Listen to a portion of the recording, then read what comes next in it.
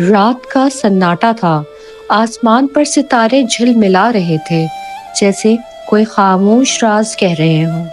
مدینہ کی تنگ گلیوں میں دو نوجوان چل رہے تھے، حمزہ اور زید۔ دونوں کی آنکھوں میں ایک بے قراری تھی، ایک تڑپ تھی جیسے کوئی چیز انہیں اندر سے جھنجھوڑ رہی ہو۔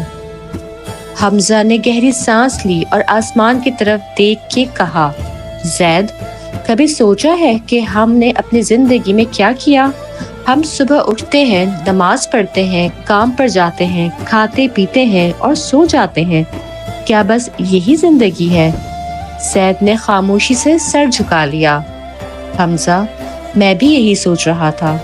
کیا ہم واقعی وہ کام کر رہے ہیں جس کے لیے اللہ نے ہمیں پیدا کیا؟ کیا ہم وہ لوگ ہیں جو قیامت کے دن نبی کریم صلی اللہ علیہ وآلہ وسلم کے سامنے فخر سے کھڑے ہو سکیں گے؟ حمزہ نے زمین سے ایک پتھر اٹھایا اور مدینہ کی ریت پر کچھ لکیریں کھینچنے لگا۔ پھر اچانک اس نے سر اٹھایا اور بولا، زید، کیا تمہیں غزوہ بدر کا واقعہ یاد ہے؟ زید کی آنکھوں میں چمک آ گئی۔ کیوں نہیں؟ وہ دن جب آسمان بھی مسلمانوں کے ساتھ تھا، جب فرشتے بھی لڑنے کے لیے اتر آئے تھے، جب زمین نے دیکھا کہ ایمان اور کفر کی سب سے بڑی جنگ کیسے لڑی جاتی ہے۔ حمزہ نے جوش سے کہا، کیا تم جانتے ہو کہ بدر میں صرف 313 مسلمان تھے؟ ان میں سے کچھ کے پاس تلواریں بھی نہیں تھیں، کچھ کے پاس گھوڑے بھی نہیں تھے، لیکن ان کے دلوں میں اللہ کی محبت تھی، نبی صلی اللہ علیہ وآلہ وسلم کی اطاعت تھی، اور دوسری طرف قریش کا لشکر تھا، 1000 کی فوج، ہتھیاروں سے لیس، طاقت کے نشے میں چور۔ زید نے سر ہلایا۔ لیکن وہ لوگ جو اللہ پر بھروسہ رکھتے ہیں، انہیں تعداد سے فرق نہیں پڑتا، انہیں صرف اللہ کی مدد کافی ہوتی ہے۔ حمزہ رک گیا، اس کی آنکھوں میں آنسو آ گئے۔ زید، کیا تم نے وہ لمحہ سوچا ہے جب نبی کریم صلی اللہ علیہ وآلہ وسلم نے رات کے اندھیرے میں ہاتھ اٹھا کر دعا کی تھی، یا اللہ، اگر آج یہ چھوٹی سی جماعت شکست کھا گئی تو زمین پر تیرا نام لینے والا کوئی نہ رہے گا۔ زید نے دل پر ہاتھ رکھا جیسے کوئی چیز اندر سے ٹوٹ رہی ہو۔ حمزہ، اگر رسول اللہ صلی اللہ علیہ وآلہ وسلم اس دن اللہ سے مدد مانگ رہے تھے تو ہم کیا ہیں؟ ہم جو آرام دہ گھروں میں رہتے ہیں، جو دنیا کے پیچھے بھاگ رہے ہیں، جو اپنے دین کے لیے کچھ بھی نہیں کر رہے۔ حمزہ نے زید کے کندھے پر ہاتھ رکھا اور سنجیدگی سے بولا، زید، جہاد صرف تلوار سے نہیں ہوتا، یہ دل سے، نیت سے، عمل سے بھی ہوتا ہے۔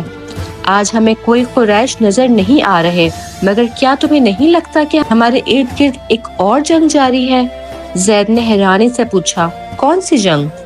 حمزہ نے آسمان کی طرف اشارہ کیا، یہ جنگ حق اور باطل کی ہے۔ آج اگر ہم گناہ کو روکنے کے لیے نہیں کھڑے ہوتے، اگر ہم اللہ کے دین کے لیے نہیں لڑتے، اگر ہم اپنے نفس کے خلاف جہاد نہیں کرتے، تو کیا ہم بھی ان لوگوں میں شامل نہیں جو پیچھے ہٹ گئے تھے؟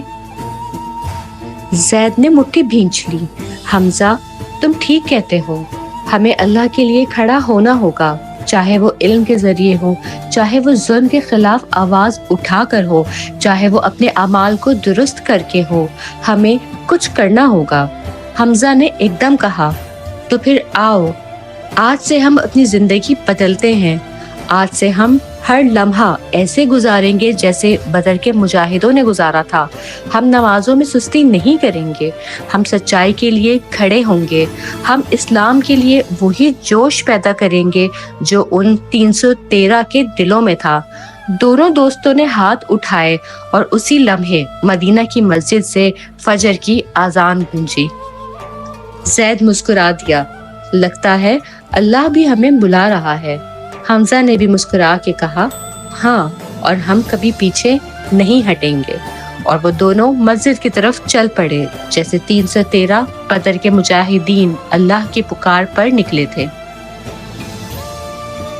یہ کہانی ہمیں بتاتی ہے کہ جہاد صرف تلوار اٹھانے کا نام نہیں، یہ اپنے نفس کو اللہ کے حوالے کرنے کا نام بھی ہے۔ اگر نیت سچی ہو تو 313 بھی ہزاروں پر بھاری ہو سکتے ہیں۔ اگر ہم نے آج فیصلہ نہ کیا تو کہیں ہم بھی ان لوگوں میں شامل نہ ہو جائے جو سچائی کے وقت خاموش ہو گئے تھے۔ کیا ہم بھی آج اللہ کے لیے کھڑے ہونے کا فیصلہ کریں گے؟